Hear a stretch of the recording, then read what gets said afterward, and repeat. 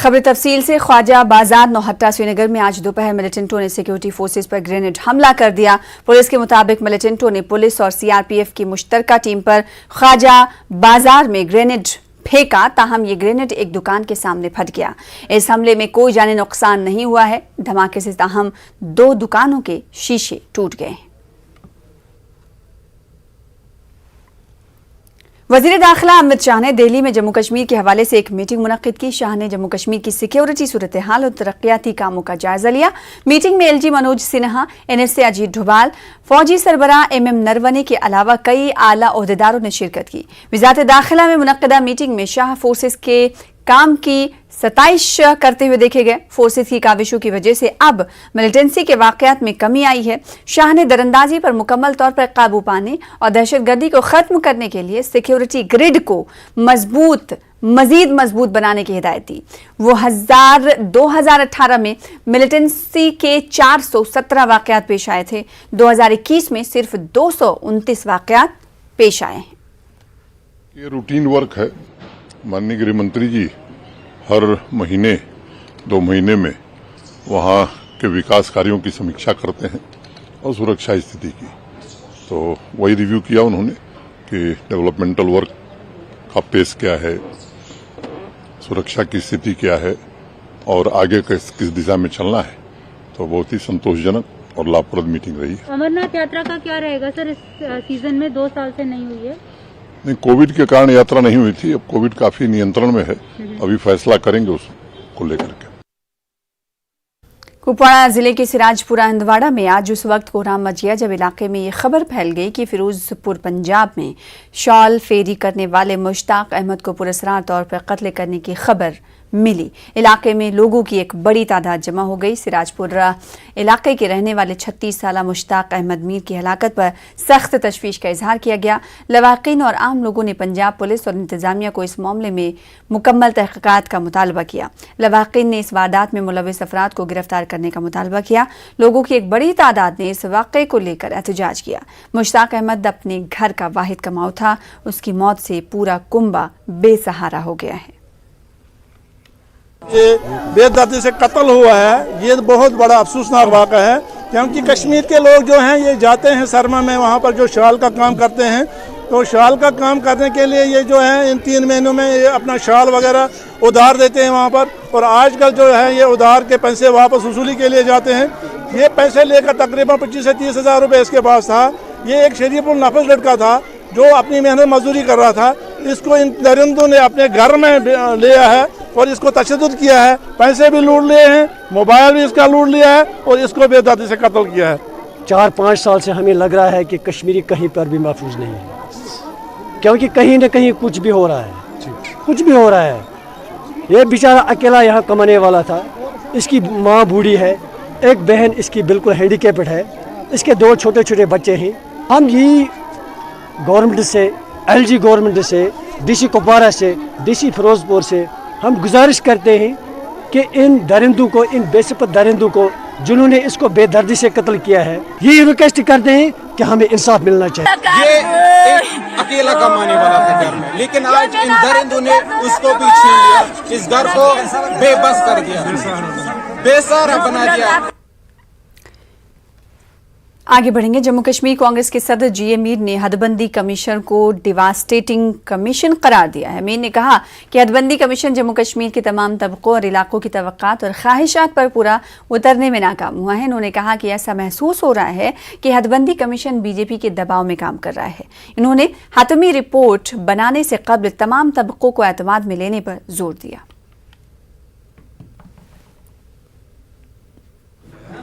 हमारा आज कहने का मोटा मकसद जो है कि ये डिलिमिटेशन का लीक रिपोर्ट जो हमारे सामने है, हमें किसी तरीके से ये नहीं लगता है कि ये डिलिमिटेशन कमीशन ने या उसके साथ जुड़े हुए अधिकारियों ने बनाया है।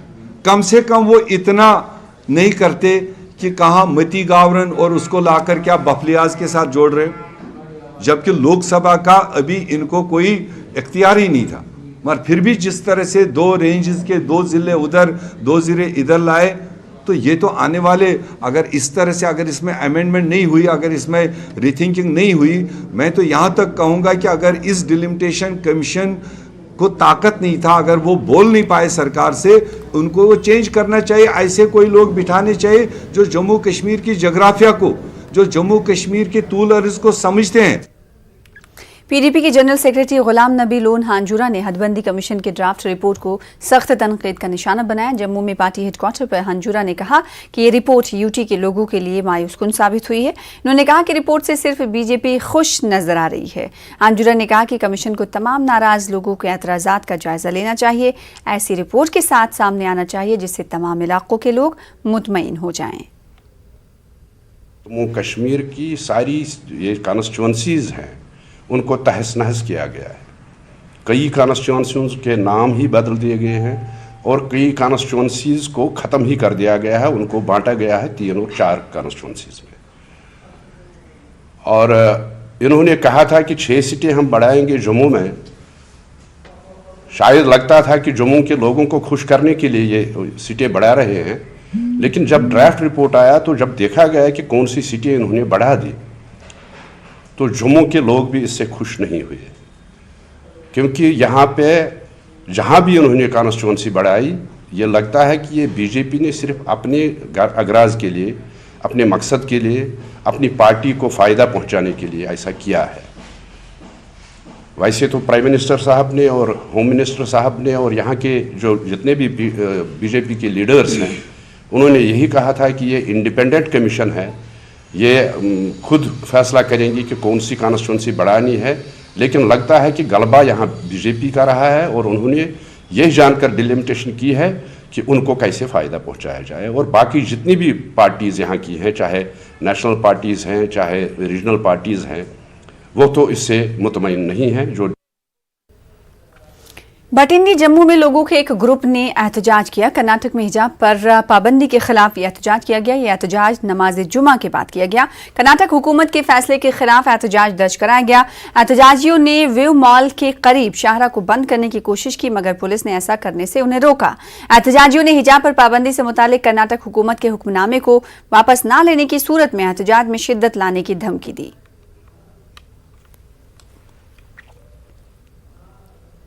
न्यूज 18 उर्दू के चीफ करेस्पॉन्डेंट परवेज भट्ट की तरफ से किए गए एक खुसूसी स्टिंग ऑपरेशन में ZMO श्रीनगर डॉक्टर शफकत भट्ट ने मुख्तलिफ सरकारी अस्पतालों और सेहत मराकज में काम करने वाले निजी तशखीसी लैब्स और मारूफ डॉक्टरों और लैब टेक्नीशियंस के दरमियान साजबाज को बेनकाब किया है।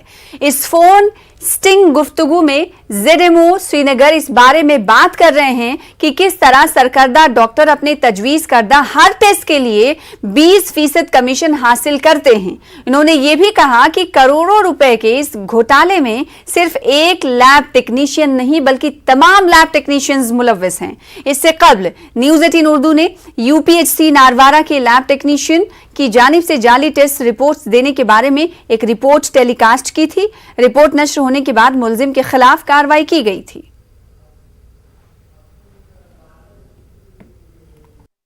न्यूज 18 उर्दू की खुसूसी नशरियात में कुछ दिन पहले हमने दिखाया कि किस तरह यहाँ के जो लैब टेक्नीशियंस हैं वो लोगों को ठगते हैं और उनसे भारी रकम लेके जो टेस्ट्स हैं वो खुद अपने उसको रिपोर्ट्स देते हैं।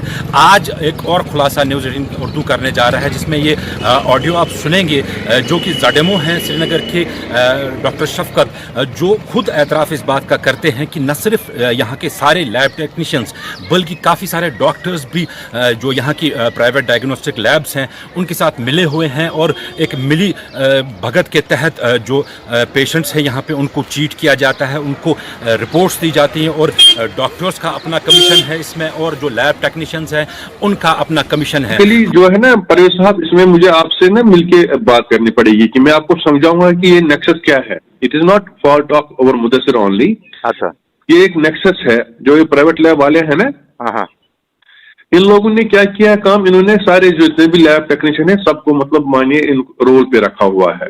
अच्छा अच्छा, ये इनको बोलते हैं कि आप जो सैंपल होंगे हमें इधर लाया करो, तो उन्होंने इनको एडवांस अपनी स्टेशनरीज दी होती हैं, स्टेशनरी इंक्लूडिंग प्रिंटर, लैपटॉप और स्टेशनरीज, अपने लेटर हेड्स।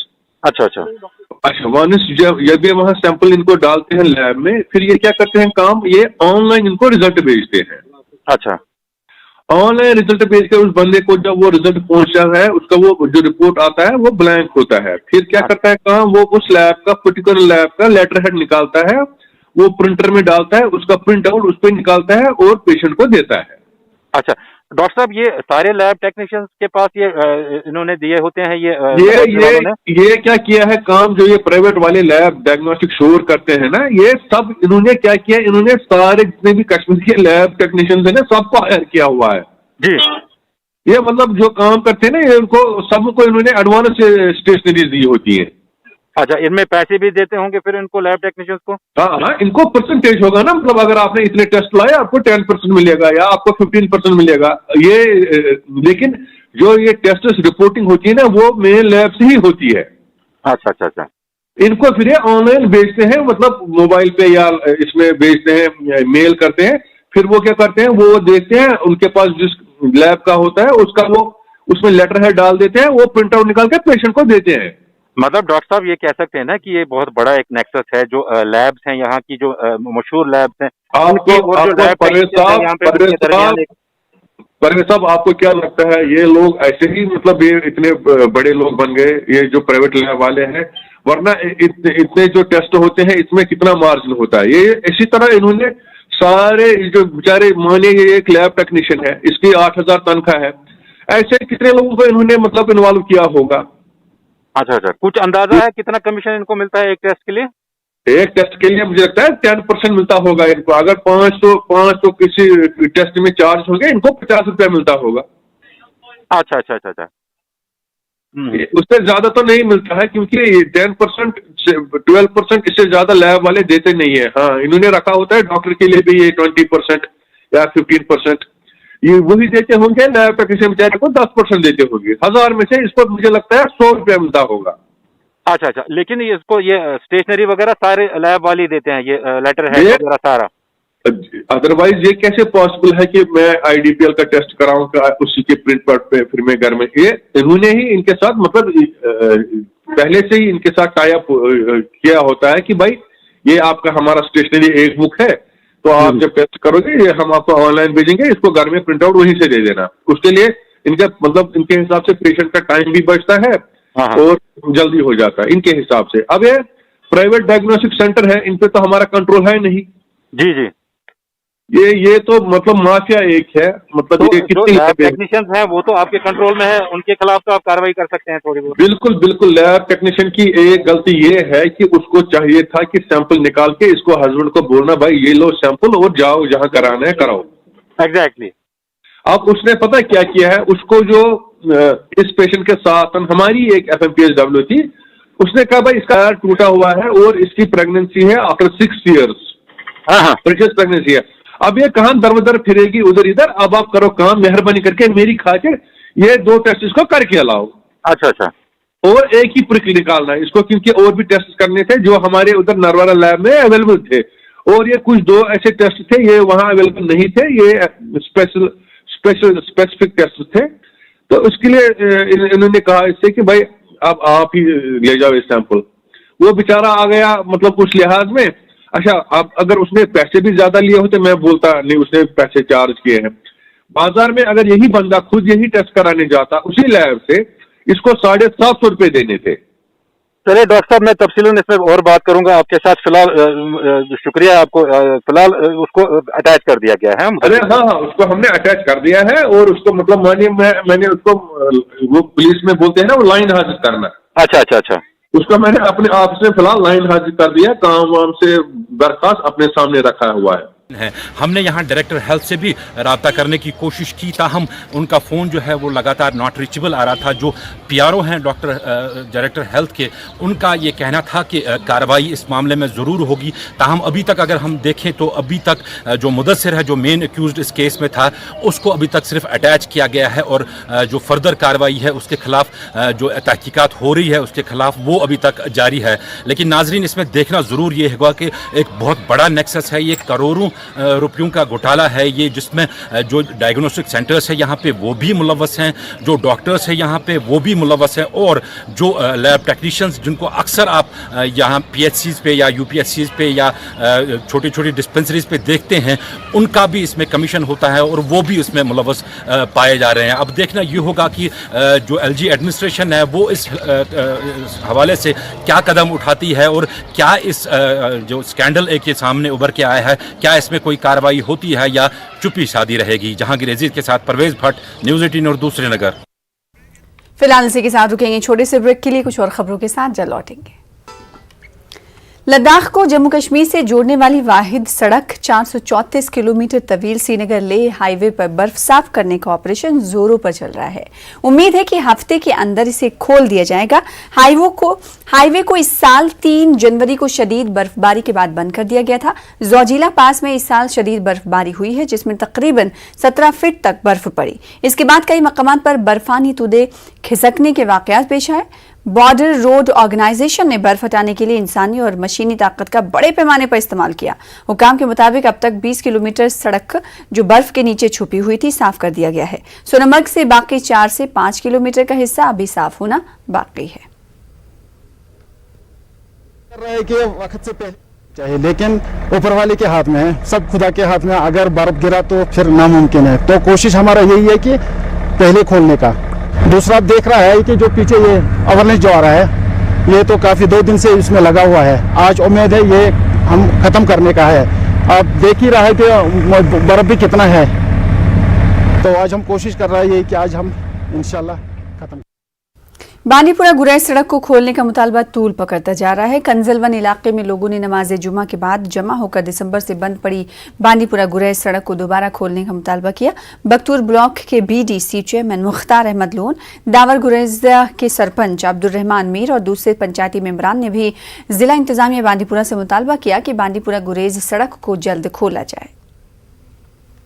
ये हमारे तहसील गुरैज से, क्योंकि जो सिर्फ 60 किलोमीटर दूर बांडीपुर से पड़ता है, जो दिसंबर से हमारा जो रोड है वो बिल्कुल कट ऑफ है, और जो हली है सर वो भी कंजल हमें जो हली पेड़ बंद है उसमें वो बीच बीच में आता है। और सर अगर हम बर्फ़ की बात करें, आप हमारे गुरेज की बर्फ़ देखेंगे, टोटल इस वक्त 1.5 फीट या 2 फीट बर्फ़ होगी।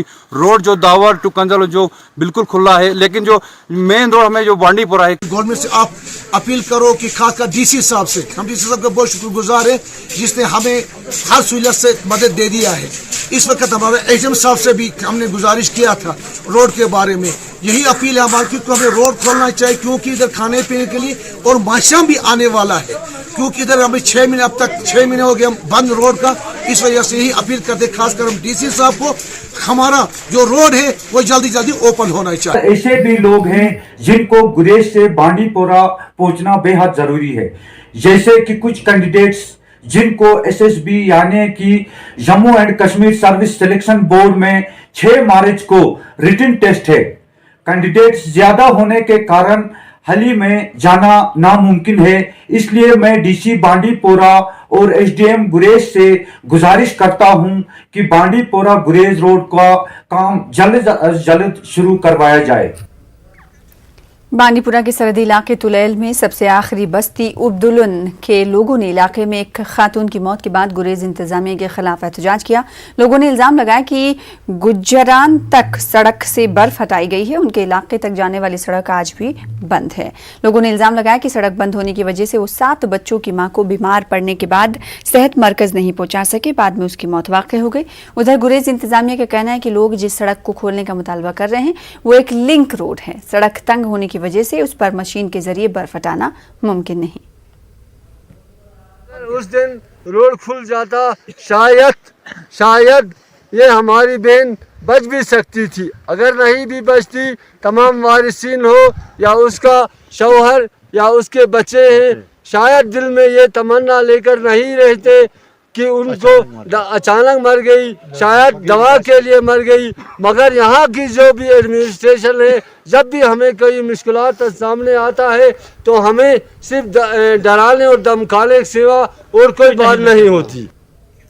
अंजुमन शरई शियान के सदर आगा सैयद हसन अल मौसूवी असफ़वी ने ज़िला बडगाम बिलखसूस ज़िला हेडक्वार्टर बडगाम के लिए हुकूमत की ताज़ा तरीन मनसूबा साजी को अवामी मुतालबात और नागुज़री ज़रूरियात के मुनाफिक करार दिया। मरकज़ी इमाम बारगाह बडगाम में नमाज जुमा के भारी इज्तिमा से खिताब करते हुए आगा हसन ने कहा कि तरक्याती मनसूबा साजी में इंतहाई अवामी ज़रूरियात के उमूर को अव्वलीन तरजीह देना ज़रूरी है। इन्होंने कहा कि ज़िले के अवाम कई दहाइयों से ज़िला अस्पताल का दर्जा बढ़ाने और अस्पताल को किसी माकूल जगह पर मुंतकिल करने का मुतालबा दोहरा रहे हैं, लेकिन इंतजामिया ने अस्पताल का दर्जा बढ़ाने के बजाय अस्पताल का दर्जा घटा दिया है या घटा रही है।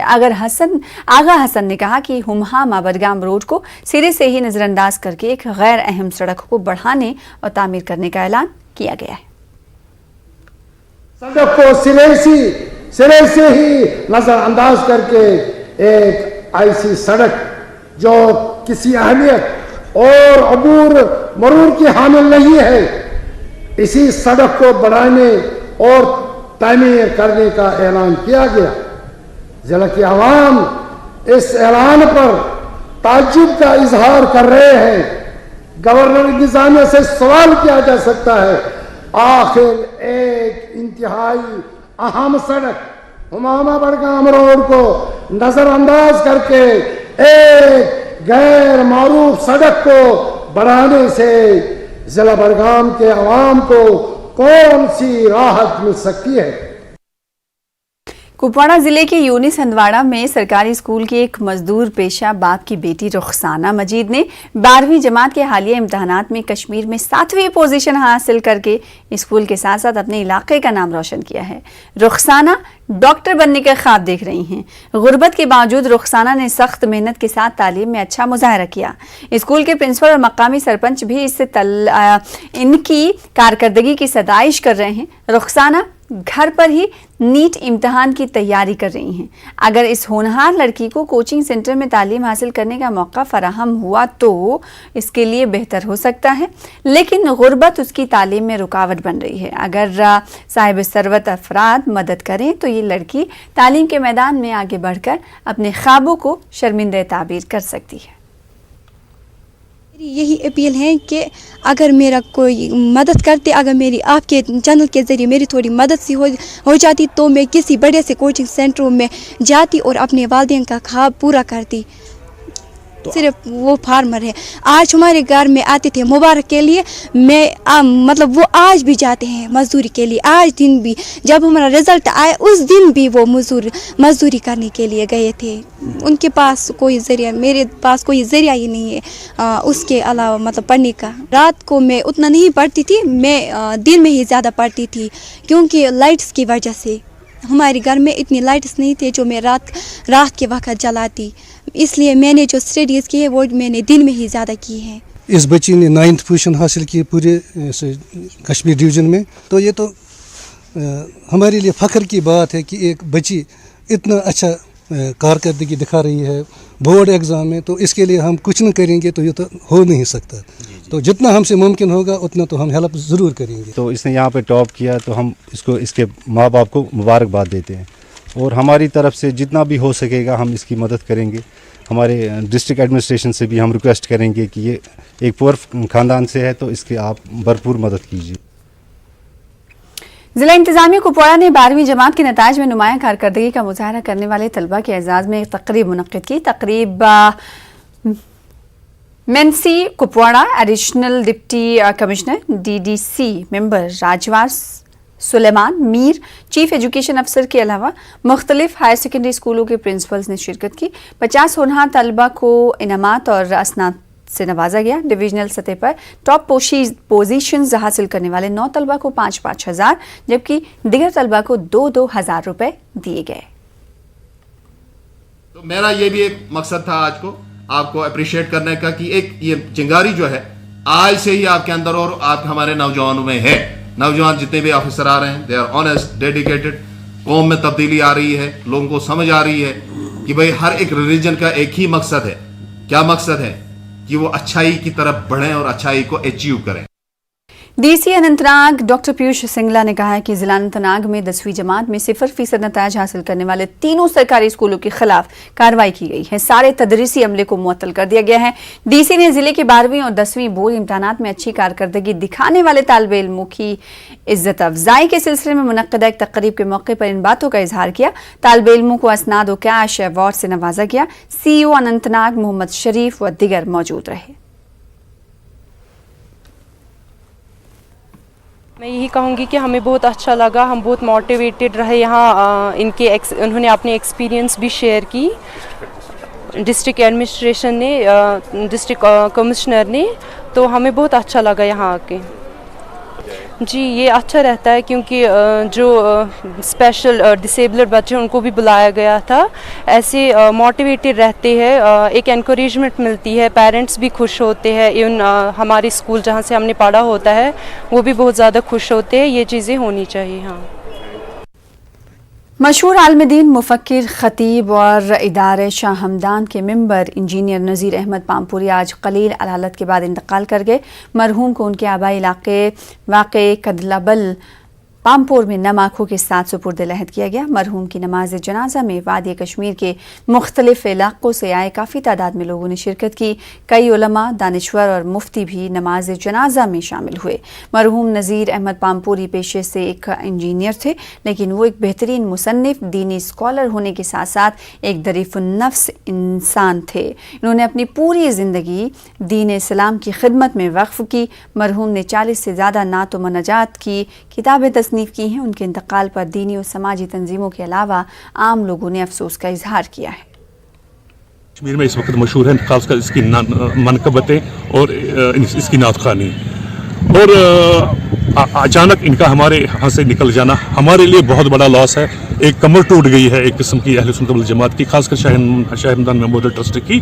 पूरे इलाके को ही नहीं, मुझे लगता है पूरे कश्मीर, वादी कश्मीर के लिए एक बहुत बड़ा लॉस है। मैं आपको एक बात बताऊं कि कभी इसने मौका नहीं दिया छोटे बड़े को सलाम किए, पहले सलाम करता था।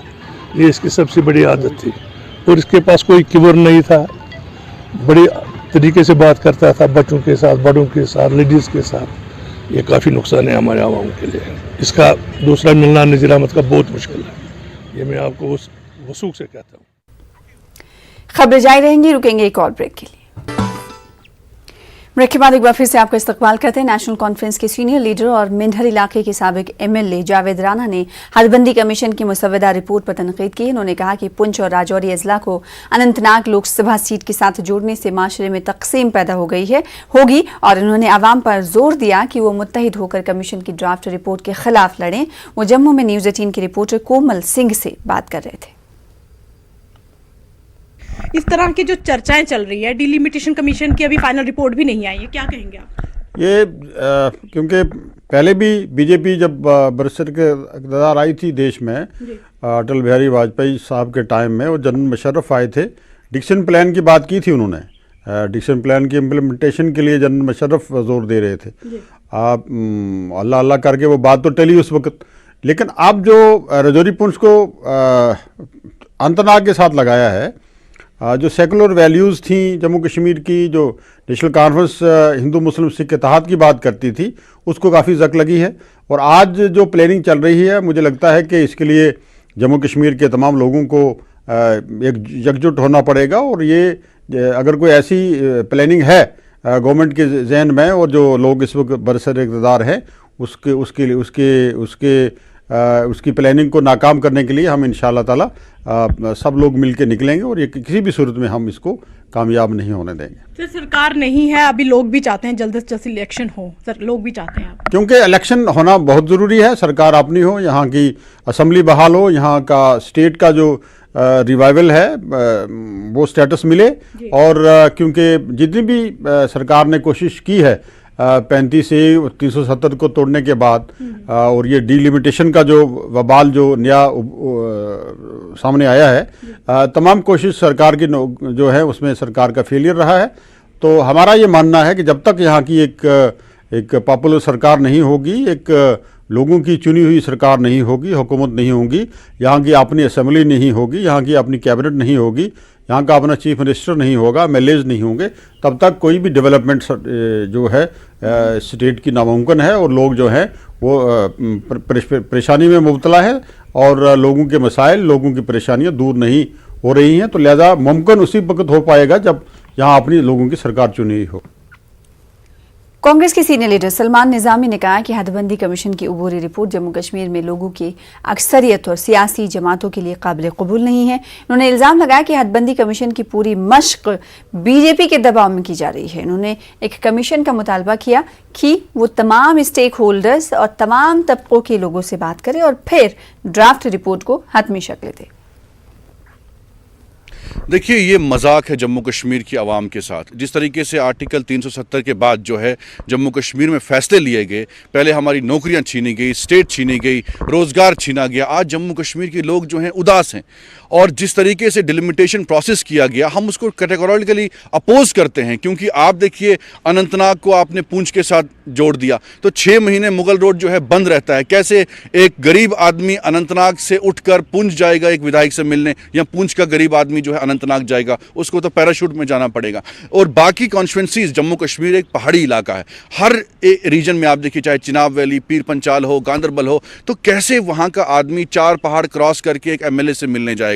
तो जिस तरीके से इन्होंने जम्मू कश्मीर की डिलिमिटेशन, मुझे नहीं लगता कि ये सीरियस है इलेक्शन करने के लिए, और यही शगुफ़ ये मार्केट में छोड़ते हैं ताकि लोगों का अटेंशन डाइवर्ट हो, लोग जो हैं नौकरियों पे सवाल ना उठाएं, लोग रोजगार पे सवाल ना उठाएं, लोग जो हैं ये सवाल ना उठाएं कि आपने आर्टिकल 370 हटने के बाद कहा था कि हम कश्मीरी पंडितों को वापस लाएंगे, आज उनका भी पैकेज इन्होंने छीन लिया। मिलिटेंसी हमारी जो है बढ़ रही है, मिलिटेंसी पे जो है रुकावट नहीं आई है, और कश्मीर में हालात जो हैं बद से बदतर हुए हैं। जम्मू के आप रघुनाथ बाजार में जाइए, वहां देखिए उस दुकानदार का हाल क्या है, कश्मीर के डल गेट में शिकारे वाले से पूछे कि उसका हाल क्या है। तो जम्मू कश्मीर में इन्होंने जिस तरीके से डिलिमिटेशन लाया है, वो जम्मू कश्मीर के आवाम को एक बहुत बड़ा, मुझे लगता है कि पीछे करने वाला एक मंशूबा इन्होंने इख्तियार किया है। वो जो भी इन्होंने फैसले लिए डे 1 से, आर्टिकल 370 हटने के बाद, या जब से बीजेपी हुकूमत जम्मू कश्मीर में आई है, जो भी इन्होंने फैसले लिए उस पे इन्होंने जम्मू कश्मीर की आवाम का मजाक उड़ाया है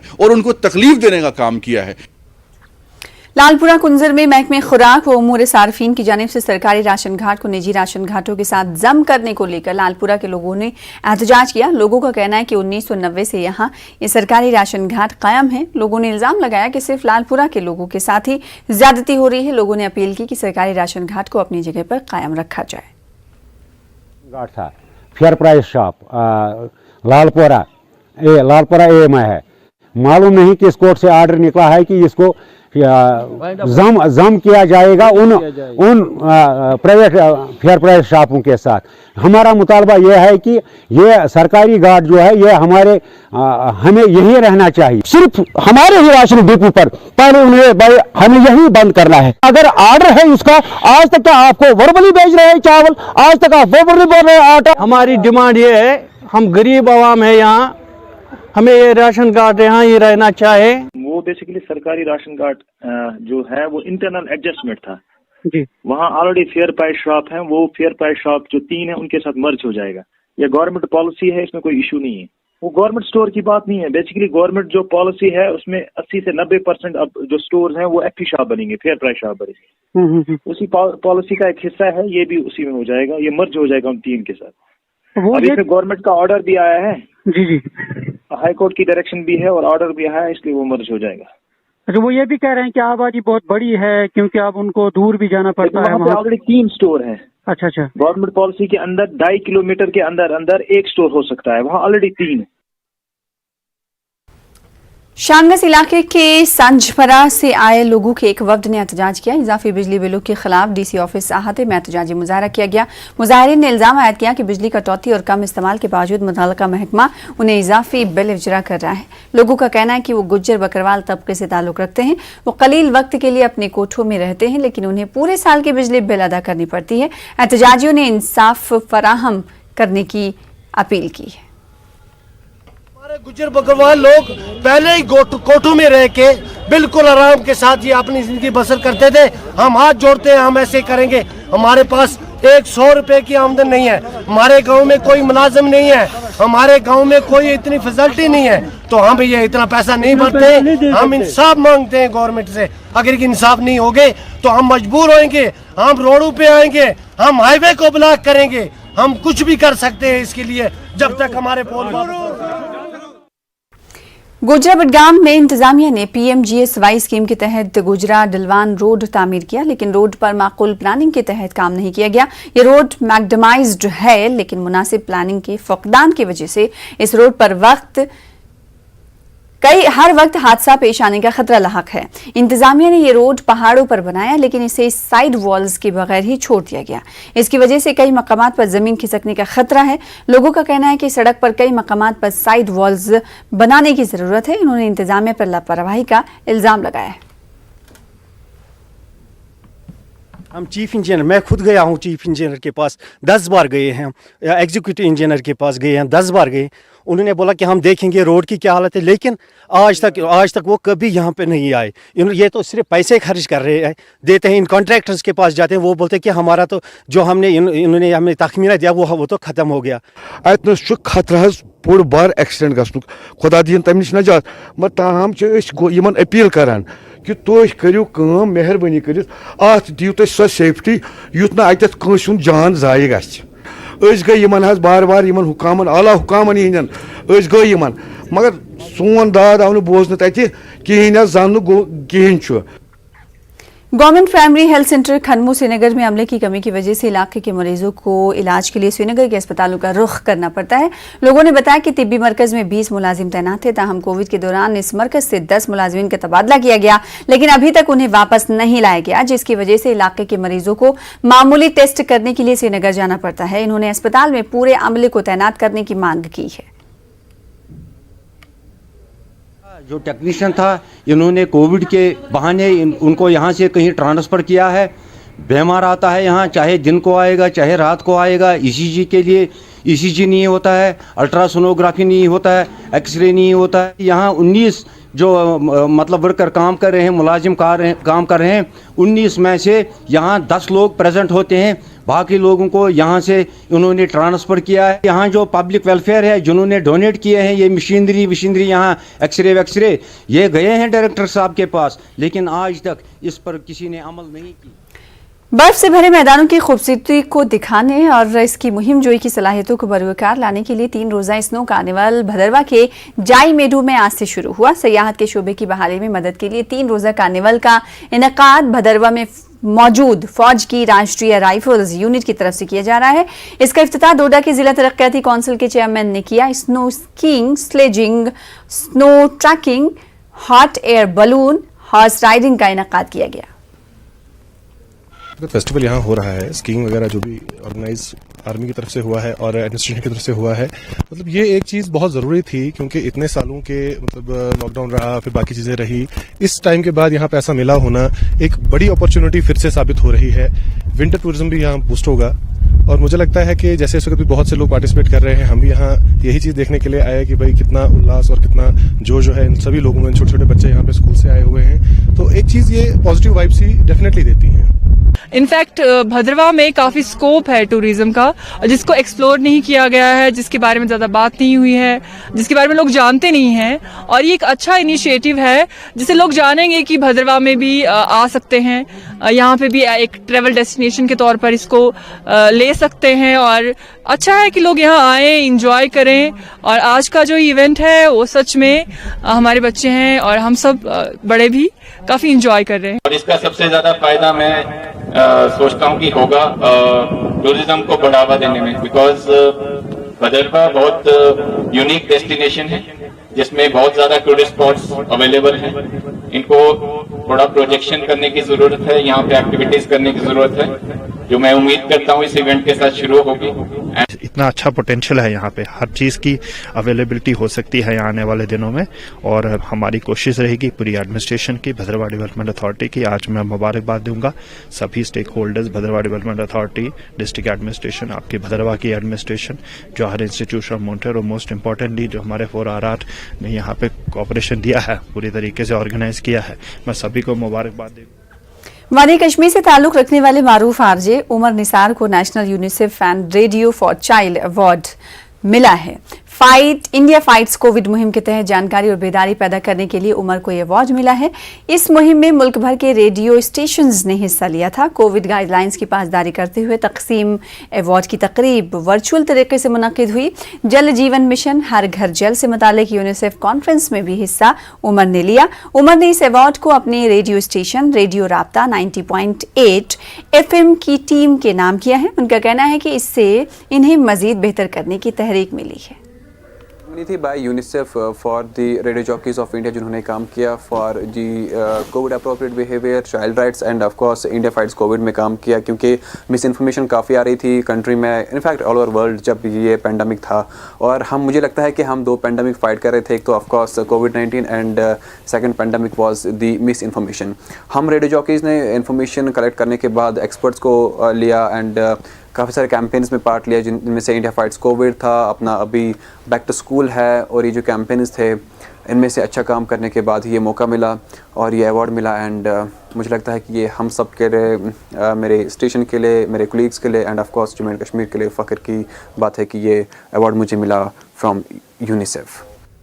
सरहद पुणे की एक एनजीओ है जो करगिल जंग के बाद से हिंदुस्तान में सरहदों पर मुकीम लोगों की फलाह व बहबूद के लिए काम कर रही है। करगिल के गरीब तलबा की तालीम के लिए अहम किरदार अदा कर रही है। एनजीओ की जानिब से हर साल एक बैनुल-अक़वामी मैराथन का इनेकाद करते हुए करगिल के शोहदा को खराज अक़ीदत पेश किया जाता है। आज सरहद करगिल इंटरनेशनल मैराथन की वेबसाइट का इफ्तिताह लेफ्टिनेंट जनरल JSN ने किया। ये तकरीब पुणे में जुनूबी कमांड के हेडक्वार्टर परबत अली ऑडिटोरियम में मुनक्किद हुई। लेफ्टिनेंट जनरल JSN ने सरहद की तरफ से इस मुल्क के सरहदी इलाकों में कई किए गए काम की सताइश की। सरहद के बानी व सदर संजय निहार ने याद दिलाया कि सरहद की बुनियाद जनरल VP मलिक ने 1995 में सदर्न कमांड में रखी थी। उन्होंने उम्मीद जाहिर की कि सरहद करगिल मैराथन में दुनिया भर से लोग शिरकत करेंगे। इफ्तिताही तकरीब में संजय निहार के अलावा मैराथन के organisers member Sanjeev Shah, Kargil marathon के ऑर्गेनाइजर मेंबर शैलेश पगारिया, सरहद के ट्रस्टी शैलेश वाडेकर और आला फौजी अफसरान मौजूद थे।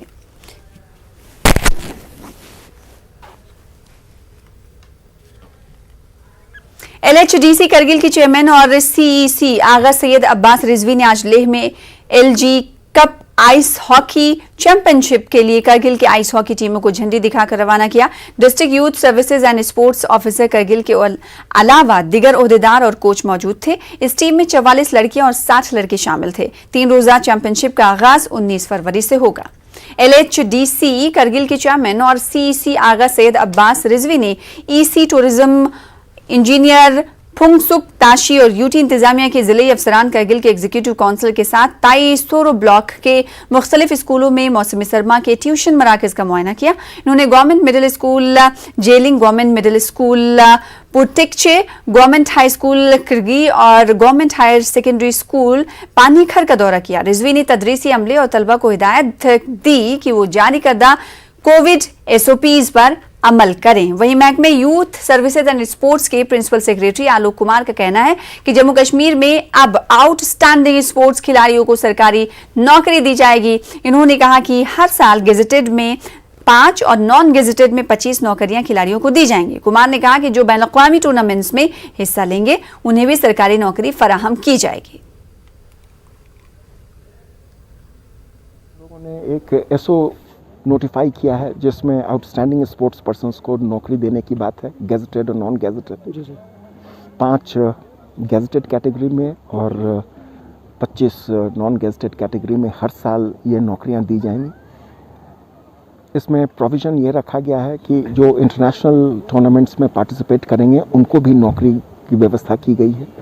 आउट ऑफ टर्न प्रमोशन की बात है, इंक्रीमेंट की बात है, नौकरी में लग जाने के बाद भी अगर कोई परफॉर्म करते हैं, और ये हम लोग एनुअली करेंगे, इसमें अब रुकावट नहीं आएगी। 2014 से कोई रिक्रूटमेंट आउटस्टैंडिंग स्पोर्ट्स पर्सन्स का नहीं हुआ था नौकरियों में, उसको हम लोगों ने करेक्ट किया है। 2014 ऑनवर्ड्स जो लोग बचे रह गए थे उन सबको इस साल हम लोग अपॉर्चुनिटी देंगे और जो क्वालिफाई करेंगे उनको नौकरियां मिलेंगी। एक तो ये हुआ।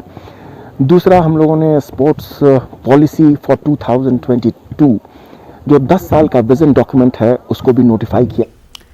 Director rural development Kashmir Tariq Ahmad Zargar ने कहा है कि 2030 तक तमाम बेघर लोगों के लिए पक्के मकान तामीर कराए जाएंगे। सरकार चाहती है कि कोई भी शख्स पक्के घर के बगैर ना रहे। उन्होंने कहा कि कोशिश है कि तमाम गरीब लोगों को PMAY स्कीम के दायरे में लाया जाए। 2023 तक ही कहा गया कि सारे लोगों के पास जो बेघर हैं उनके पास मकान होने चाहिए। तो ये सिलसिला चल पड़ा है, तो इसमें टारगेट जो है वो कल को इनहांस भी हो सकता है और जो आने वाला साल है तो उसमें मेरे ख्याल में जितने भी हाउसलेस लोग हैं उनको मकान के लिए असिस्टेंस मिलनी जरूरी है। जिला इंतजामिया पुलवामा की जानिब से आज छगोजा ब्लॉक हेडक्वार्टर पर मेगा ग्राम सभा का इनेकाद किया गया। जिला तरक्याती कमिश्नर बसीरुल हक चौधरी और SSP गुलाम जिलानी की सरबराही में मुनक्कदा प्रोग्राम में आज छगोजा ब्लॉक में आने वाले मुतादिद पंचायती हलकों के नुमाइंदों और आम लोगों ने शिरकत की। लगेगा कि हमने इस डिस्ट्रिक्ट इस जो ब्लॉक है इनके जो जहाँ पे डेवलपमेंट के पैरामीटर्स कम हैं उनको हमने रिकमेंड किया और ऑनरेबल LG साहब जो है उन्होंने डिक्लेयर भी किया इसको कि ये एस्पिरेशनल ब्लॉक है। अब इस एस्पिरेशनल ब्लॉक में ये है कि जितने भी सेंट्रली स्पॉन्सर्ड स्कीम्स है हमारी उनका जो सैचुरेशन है वो 100% होगा। उसके साथ साथ इसको एक जो है अगर वो पैरामीटर हम पूरे करेंगे तो 1 करोड़ की जो है इसमें अजाफी ग्रांट जो है वो भी मिलेगी। और जिस तरीके से जो हमारे पैरामीटर्स हैं उसमें किस तरीके से इसकी डेवलपमेंट जो जैसे हेल्थ का हो गया, जैसे एजुकेशन का हो गया, रोड्स का हो गया, तो उनको किस तरीके से यकीनी बनाया जाएगा। तो मुझे लगता है आने वाले इंशाल्लाह 6 महीने में आप इस पूरे ब्लॉक के अंदर बहुत बड़ी तब्दीली देंगे। गांधरबल म्युनिसिपल काउंसिल ने शहर में गैर कानूनी तजावुजात के खिलाफ बड़े पैमाने पर इंहदामी मुहिम शुरू की है। मुहिम का आगाज बिहामा चौक से किया गया, जबकि वानी मोहल्ला सालूरा में तकरीबन 5 कनाल सरकारी अराजी वागुजार कराई गई। टीम ने गुज़िश्ता 3 दहाइयों से जमीन पर बनाए गए शेड्स और दिगर तामीरात को मस्मार कर दिया। सर ने एक मीटिंग लिया था, रिव्यू मीटिंग लिया था with regard to the demolition and retrieving of the state land. तो उसी सिलसिले में रेवेन्यू डिपार्टमेंट से मिलकर हमने 115 कनाल लैंड रिट्रीव की है। और जहाँ तक आज वानीपोरा की डिमोलिशन का ताल्लुक है तो वानीपोरा में लैंड जो हमारे पास अवेलेबल था, जो डिमार्केट किया था रेवेन्यू डिपार्टमेंट में, उस पर बहुत सारे लगभग 4 से 5 काउ शार्ड्स वगैरह इलीगल स्ट्रक्चर थे स्टेट लैंड पे। तो मीनवाइल म्यूनिसिपल काउंसिल की टीम वहाँ गई और वहाँ वो डिमोलिशन कंडक्ट की और अभी वो लैंड जो है वो रिट्रीव किया गया है वहां से इलीगल, जहां पर इलीगली ऑक्यूपाइड था। मरकजी वज़ारत कॉमर्स की एक टीम ने ऑर्गेनिक विलेज पतलबाग पामपुर का दौरा किया। उन्होंने किसानों के साथ मुलाकात की। टीम ने ऑर्गेनिक खेतों का मुआयना किया। वज़ीर आज़म के 1 डिस्ट्रिक्ट 1 प्रोजेक्ट को अमली जामा पहनाने के लिए इक़दामात किए जा रहे हैं। किसानों को बैरूनी रियासतों में उनकी काश्त को मार्केट फराहम करना इस दौरे का मकसद है। ऑर्गेनिक की फार्मिंग होती है तो सर्टिफिकेशंस कैसे हम इंक्रीज कर सकते हैं उसकी, ताकि जब सर्टिफाई होता है तभी उसकी डिमांड ज़्यादा बढ़ती है। फिर ऑर्गेनिक फार्मिंग में अब जैसे इन्होंने मेंशन किया कि मोटर्स की ज़रूरत है इन्हें वाटर डालने के लिए, तो उसके लिए क्या कर सकते हैं कि एटलीस्ट हर फार्म में एक मोटर हो जो कि वाटर सप्लाई को इम्पैक्ट ना करे। दूसरा फिर अब प्रोड्यूस तो बन गया, पर उस प्रोड्यूस का राइट प्राइस कैसे मिलेगा, तो वो मार्केट लिंकेजेस कैसे कर सकते हैं, that is another aspect that we work on. तो इनने हमें एक विश्वासन दिया है कि आपका जो भी प्रोडक्शन है उसको हम अब अच्छा मार्केट आपको दिलाएंगे। बिल्कुल कि ऑर्गेनिक जो प्रोडक्शन है उसका डिमांड है पूरे हिंदुस्तान में, हिंदुस्तान के साथ साथ दूसरी मुल्कों में भी उनका डिमांड है। तो यहाँ से यही क्वेश्चन का रहेगा कि हम दूसरे कंट्रीज़ में ये माल पहुँचाएँगे ताकि एक फार्मर को एक अच्छा पैसा आ जाए, फार्मर खुशी से रहे, खुशी से अपनी ज़मींदारी कर पाए। फिलहाल इसी के साथ इस बुलेटिन में इतना ही। मज़ीद खबरों के लिए आप हमारे वेबसाइट पर लॉग इन कर सकते हैं। इसके अलावा देखते रहिए न्यूज़ 18 उर्दू। मुझे दीजिए इजाज़त। आदाब।